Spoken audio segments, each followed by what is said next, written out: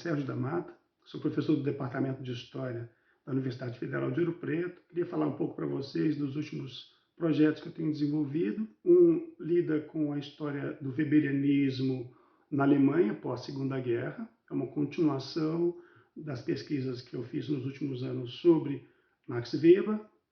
Essa pesquisa conta com financiamento do CNPq. E uma outra pesquisa mais recente, chamada Ceticismo e História, Teoria da Modernidade, Pensamento Histórico e Política no Collegium Filosófico. Eu queria falar um pouco mais desse segundo projeto, que tem o apoio da Deutsche Schiller-Gesellschaft, Sociedade Schiller da Alemanha, que me proporcionou fazer, no ano passado, uma pesquisa durante um mês no Arquivo da Literatura Alemã, na cidade de Marbach.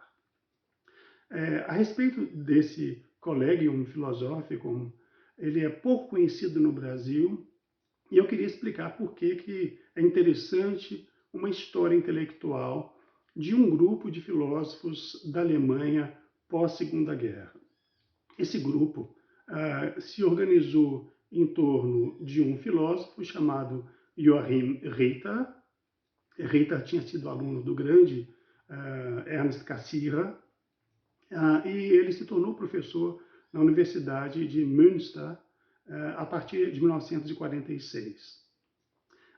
Ritter reuniu em torno de si um grupo de alunos brilhantes, e 4 deles em especial têm sido tema da minha investigação, então que não lida com um autor específico, mas com um grupo de autores. Isso produz, evidentemente, algumas dificuldades, dado o escopo da literatura que tem de ser trabalhada, mas, ao mesmo tempo, traz muito interesse para a gente compreender melhor essa história intelectual que foi tão interessante, foi tão rica da Alemanha no pós-guerra.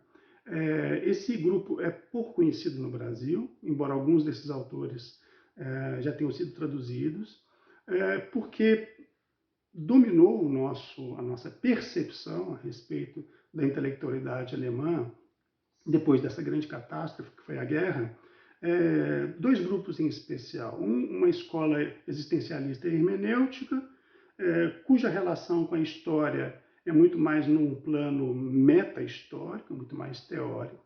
E, de outro lado, a escola de Frankfurt, né, que se tornou muito conhecida, cujas obras estão muito traduzidas no Brasil. A respeito desse grupo do Collegium Filosófico, em torno de Joachim Ritter, é muito pouca coisa pesquisada, e mesmo quando eu comecei a fazer as minhas primeiras leituras a respeito, por volta de 2005, 2006, logo que eu cheguei aqui na Universidade Federal de Ouro Preto, estavam sendo lançados os primeiros trabalhos na Alemanha a respeito, né? O primeiro foi escrito em 2004 e publicado em 2006, do Jens Hacker, que esteve aqui conosco em 2017, aliás, e o outro trabalho do Mark Schweder, que foi defendido em 2011 e publicado pouco depois. Então, basicamente, só nos últimos anos é que tem se estudado esse grupo de maneira mais sistemática na própria Alemanha. Daí que é natural que se conheça pouco esse grupo entre nós.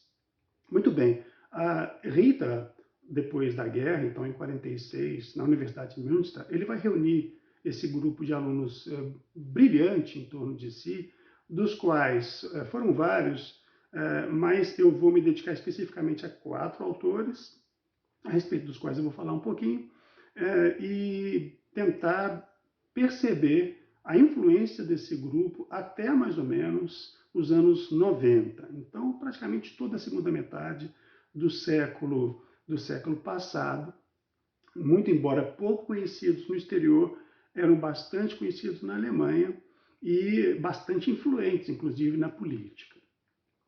O que me interessa, em especial, nesse grupo, é o fato de que, diferentemente de outras tradições filosóficas, em que a discussão a respeito da história se dava muito mais num nível abstrato, ou quando o filósofo pretende dizer aos historiadores como eles devem levar adiante o seu trabalho de uma maneira mais sofisticada do ponto de vista conceitual, aqui a gente tem um grupo que levou a história a sério numa outra perspectiva.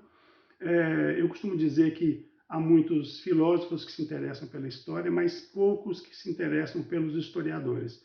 Esse grupo em torno de Rita era bastante diferente, né?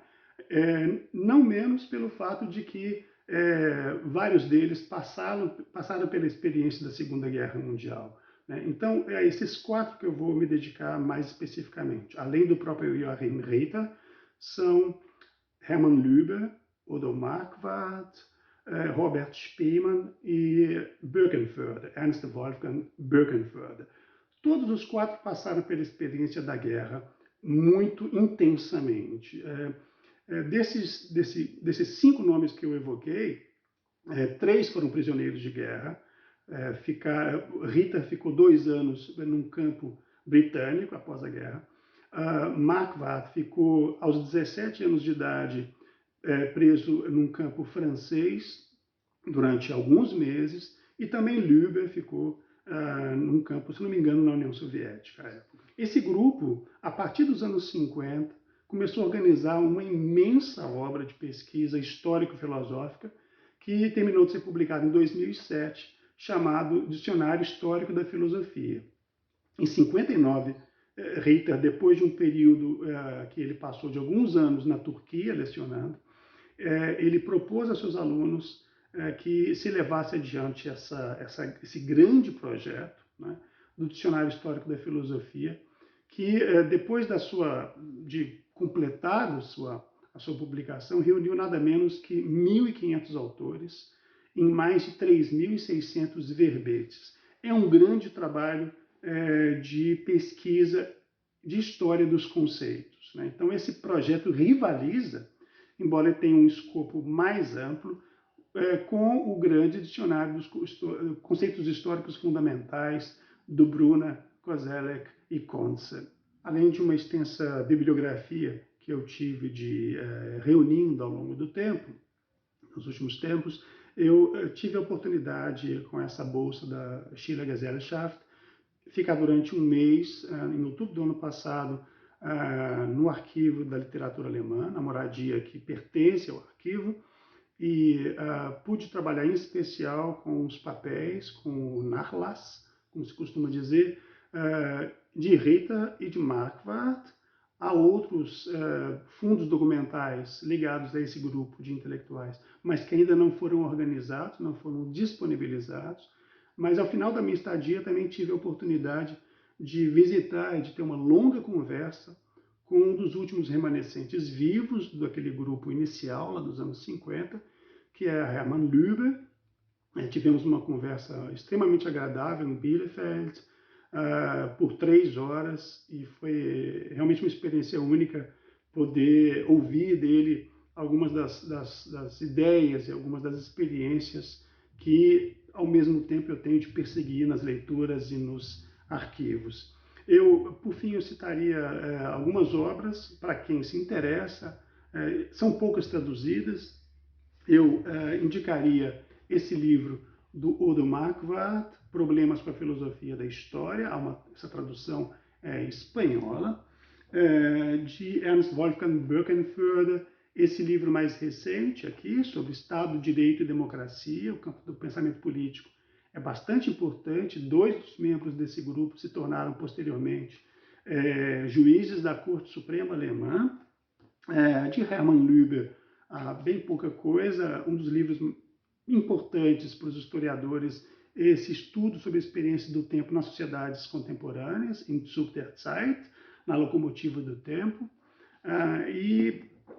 Na ausência de outro material sobre ele traduzido, há uma pequena coletânea em espanhol chamada Filosofia Prática e Teoria da História, que com alguma sorte pode ser obtida aí nos sebos. Uma das coisas ricas ao estudar esse grupo é que, pelo fato de que o Collegium Philosophicum vivia de um contato intenso com pesquisadores das mais diversas tradições e disciplinas, então, periodicamente eram convidados para ir até Münster cientistas políticos, filósofos, juristas. Alguns dos membros desse grupo tinham uma ligação muito próxima com 3 grandes nomes do pensamento alemão do pós-guerra, cuja documentação e cuja correspondência eu pude também pesquisar em outubro passado. Então, 3 nomes. Carl Schmitt, esse grande teórico político, conhecido de todos, né? Tinha uma relação próxima com Rita. Hans Blumenberg sucedeu Rita na Universidade de Münster. E Reinhard Koselleck, né? Que era muito amigo de Ernst Wolfgang Böckenförde e também próximo, trabalhou algum tempo junto com Spemann na Universidade de Heidelberg. Então, essa constelação ela vai além dos nomes que eu evoquei, por isso também a documentação relativa a esses outros autores teve de ser pesquisada. Esse grupo chegou a ter alguma relação com o Brasil, alguns desses nomes.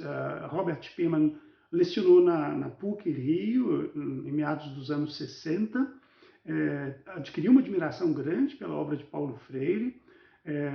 Alguns anos atrás nós recebemos em visita tanto Gunther Scholz, que é da segunda geração, como Jens Hacker, que foi o primeiro grande historiador intelectual dessa escola que eu tenho estudado.